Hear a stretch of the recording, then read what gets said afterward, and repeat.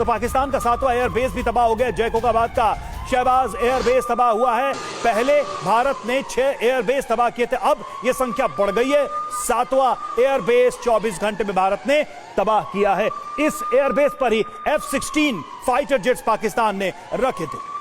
और एक और बड़ी जानकारी, जैसे कि लगातार हम आपको दे रहे हैं, इस पूरे मामले पर बड़ी ब्रेकिंग न्यूज, पाकिस्तान का 7वां एयरबेस भी तबाह हो गया है। इस वक्त बड़ी जानकारी मिल रही है, जैकोबाबाद का जो शहबाज एयरबेस है उसे तबाह कर दिया गया है।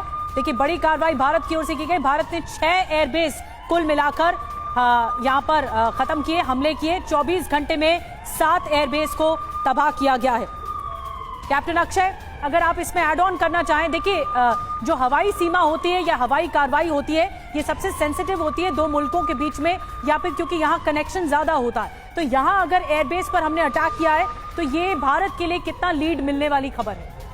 देखिए, हमारा एम कभी भी एक वॉर में जो होता है उनके मेन एसेट्स को टारगेट करना होता है, जिसमें उनके जो फ्यूल डंप्स हैं, उनके एम्यूनिशन डंप्स हैं, उनके एयर बेसिस में स्पेशली रनवेज हैं, अगर हम एयरक्राफ्ट्स को हिट कर सकते हैं तो एयरक्राफ्ट्स हैं, ये सारे उनके मेजर स्ट्रेटेजिक एसेट्स होते हैं, यानी लॉन्ग टर्म उनको डैमेज होगा।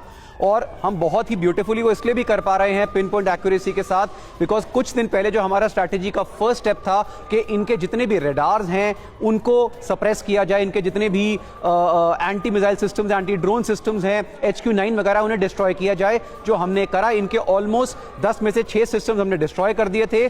जैसे मैंने बताया, इनकी मेजर जो सिटीज हैं, इनके जो मेजर बेसेस हैं, वो वर्चुअली नेकेड हैं, इनके पास कुछ नहीं है, कोई कवर नहीं है। इसलिए हमारे लिए अभी तो बहुत अच्छा कर रहे हैं, लेकिन जैसे हम अभी देख रहे थे कि इन्होंने जो काउंटर अटैक्स करे हैं, ड्रोन्स भेजे हैं, जो मिसाइल्स भेज रहे हैं, ये डेस्परेशन से और भेजेंगे। और हमारे लिए हमारी पॉपुलेशन एक्सपेंडेबल नहीं है, हमें एक नेक्स्ट स्टेप अब लेना पड़ेगा ताकि ये जो उस साइड से कंटिन्यूअस बराज हो रहा है ये रुके और इनको समझ में आए कि ये क्या करने जा रहे हैं। देखिए, एक कंट्री जिसकी इकोनॉमी की अगर हम बात करें, GDP हमसे 10 गुना कम, फॉरेस्ट रिजर्व हमसे 35 गुना कम, बिल्कुल आप सोच सकते हैं। तो फाइनेंशियली चोक करना बहुत जरूरी है, एक तो ये, और दूसरा शायद स्ट्रैटेजी में नेवी को भी शामिल करने की जरूरत